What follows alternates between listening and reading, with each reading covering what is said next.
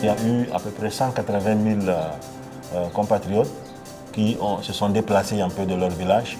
Il y avait les conflits intercommunautaires à l'ouest du Soudan. Il y a eu mort d'hommes, il y a eu des psychoses. Les mêmes groupes ethniques étaient de part et d'autre de la frontière. Et donc, il y a eu un conflit intercommunautaire au Soudan. Et ça a fait tache d'huile dans le territoire tchadien. Mais les séquelles étaient là. Et donc, les gens ne voulaient pas repartir chez eux. C'était comme ça qu'on avait sollicité de l'Union européenne un appui pour faire face à un programme qui puisse les accompagner dans le retour.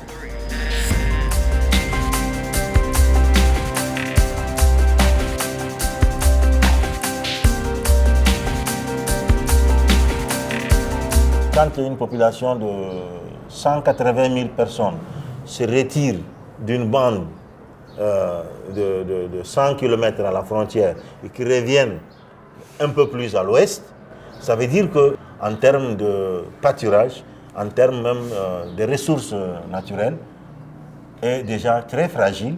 Mais si déjà il y a une forte densité de populations qui viennent s'ajouter là, à ces populations-là, vraiment c'est une catastrophe qui se crée. Une fois que la situation sécuritaire est assurée dans les zones de départ, qu'on puisse encourager ces gens-là à revenir vers leur zone d'origine. Quelqu'un qui s'est réveillé un bon matin où la chambre de sa case prenait feu, il est sorti avec sa femme a eu une balle et quand lui il a pu s'échapper, ou bien que le mari a une balle et que la femme a pu s'échapper, s'il faut la faire revenir dans ce village, c'est pas facile. Il y a un programme d'accompagnement à la stabilisation qui est financé à hauteur de 10 millions d'euros par l'Union européenne. Mais on a un deuxième programme d'accompagnement, mais d'appui à la stabilisation. Et les deux programmes sont gérés par la FONSADIS. On a eu en fait à faire des réunions avec les déplacés, avec les populations locales, pour un peu atténuer la situation et rassurer les gens. Il y a eu un constat, c'est qu'indépendamment de nous, les gens ont commencé à déjà se parler. Pourquoi? Parce qu'ils se sont rendus compte que, en fait, cette guerre-là ne les concernait pas. C'était une guerre qui était venue de l'autre côté de la frontière. Et donc, avant que nous, on puisse dire à deux personnes, deux individus, deux entités, quel est votre problème, on va vous aider à trouver une solution. Mais si ils commencent déjà à se parler, au lieu de faire de la réconciliation, on regroupe les mêmes personnes, les mêmes chefs de village, chefs de faction, mais on va faire des réunions prospectives pour discuter avec eux, pour dire, bon voilà, vous êtes là, on a des possibilités de vous appuyer, puisque vous êtes revenus dans vos villages d'origine, dans votre zone d'origine. Maintenant, pour éviter qu'il y ait de quiproquos, quand on revient, il y a également des ressources naturelles qu'il faut se partager. Les éleveurs ont besoin d'un espace pour faire paître leurs animaux. Les agriculteurs ont besoin aussi, parce qu'avec l'explosion démographique, avec les regroupements des gens qui reviennent, ils ne viennent plus dans des petits villages, mais ils ont eu une tendance à se regrouper.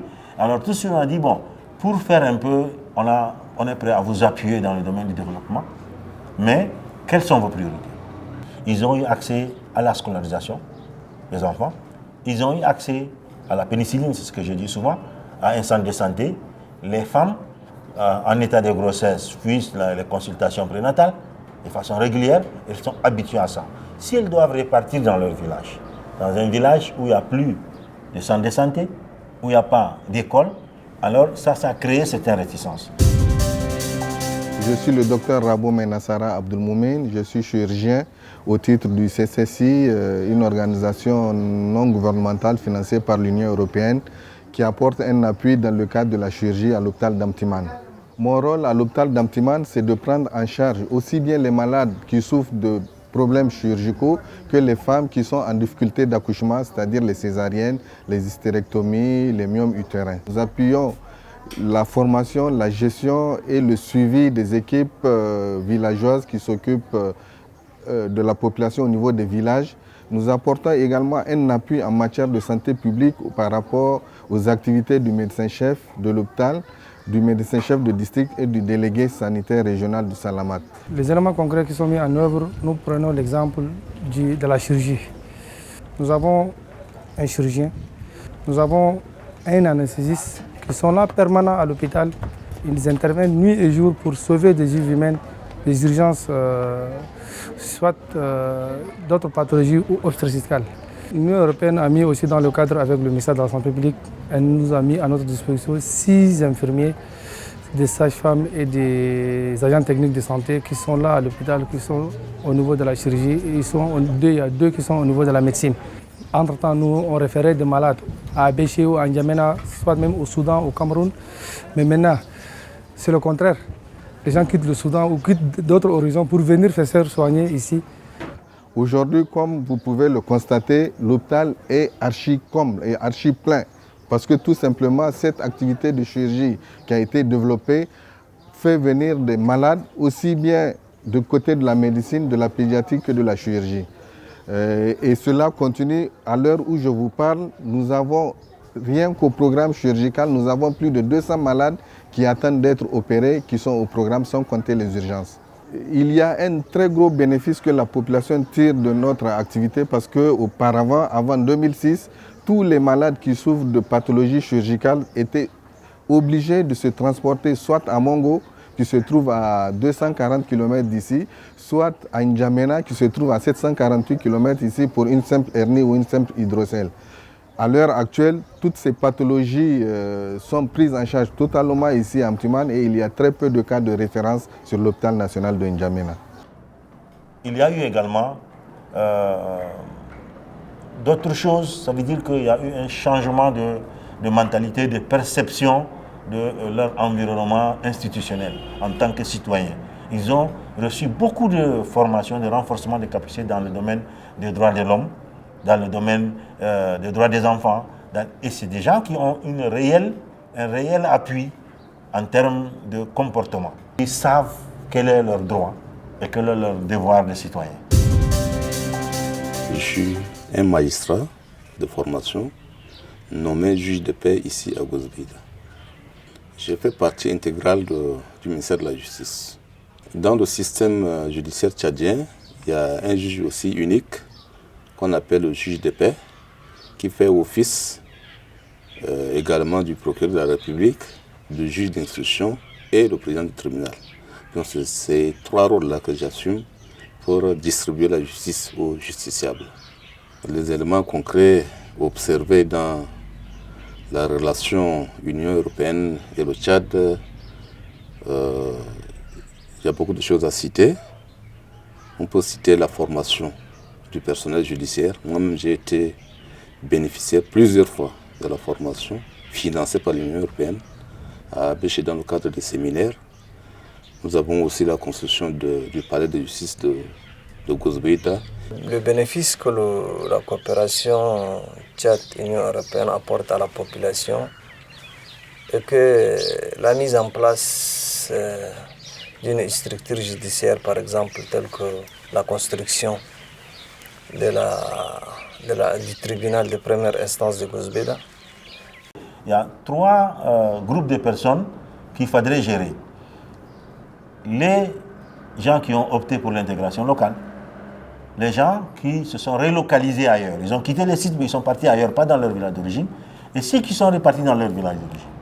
Donc il y a 3 groupes de personnes qu'il faudrait gérer, appuyer, encadrer, former, suivre, et ne serait-ce que pour s'informer de comment est-ce qu'ils sont logés. Je vais donner un exemple. Il y a un village X où, au moment où on envoyait une ONG pour aller l'appuyer, par exemple, besoin en eau, pour faire un forage, il fallait identifier un peu combien de personnes sont là revenues. On trouvait qu'il y avait 1000 personnes qui étaient revenues. Ça, c'était en 2010. Mais aujourd'hui, en 2012, ce village se retrouve avec 3000 personnes. Donc, on avait identifié, et dans le schéma directeur de l'eau au Tchad, il faut un forage pour 400 personnes.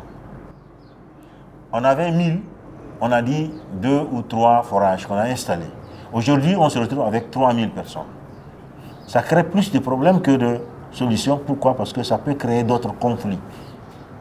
Et surtout qu'on est dans une zone fragilisée avec... Ils viennent de sortir d'un conflit intercommunautaire et c'est les mêmes communautés qui reviennent. Et du coup, si nous, on crée encore un problème, et donc il faudrait tout de suite qu'on puisse trouver des solutions. On n'y peut rien parce qu'on n'a plus de financement. On a déjà signé des contrats avec les ONG. Les ONG ont déjà fait leur planification, on a validé, et puis ils ont exécuté. C'est bien fait, on dit, Dieu merci, il n'y avait pas du tout d'eau potable. Aujourd'hui, il y a au moins 3 forages. C'est déjà une bonne chose. Mais un forage pour 1000 personnes, c'est quand même trop peu en termes d'eau. On peut toujours encore faire quelque chose. Et c'est vrai qu'on a dépensé beaucoup d'argent pour des choses qu'on ne le regrette pas. À l'époque, le contexte était vraiment un contexte de post-crise. Ça s'est justifié.